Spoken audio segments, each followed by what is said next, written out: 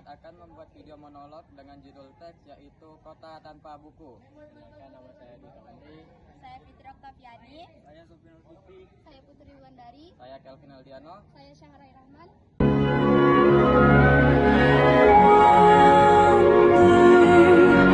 I will stop falling in love with you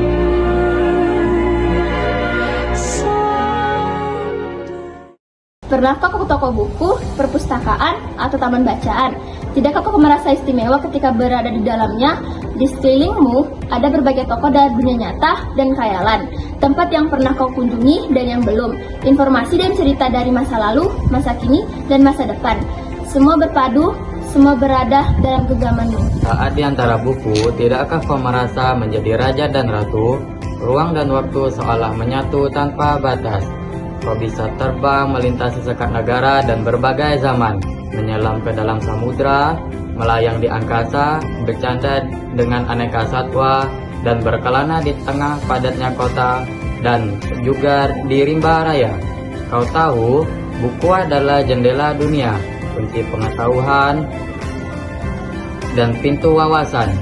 Muhammad Hatta sang proklamasi berkata, "Aku rela dipenjara asalkan bersama buku, karena dengan buku aku bebas." Melalui buku, manusia terbebas dari ketidaktahuan. Tempat-tempat yang dipenuhi buku adalah harapan berkembangnya pengetahuan dan wawasan. Apa yang terjadi jika kota tanpa buku? Pantas saja disebut kota.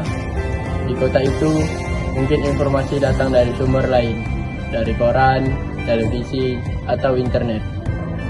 Mungkin informasi dan cerita datang dari nenek moyang, sebagai dongeng-dongeng sebelum tidur. Irama warganya pun tiada beredar. Bangun pagi, bertebaran di muka bumi untuk berbagai keperluan. Untuk kembali pulang siang atau sorenya setelah mereka berangkat tidur dan memulai lagi hari berikutnya, semua serupa. Di kota itu mungkin ada bangunan bernama pustaka. Di dalamnya buku-buku berdekatan dalam rak yang tak terjemah. Tiada tangan yang meraih dan membuka halaman demi halaman dengan sukacita. Mungkin juga ada tumpukan buku di sudut-sudut sekolah yang sepi dan berdebu.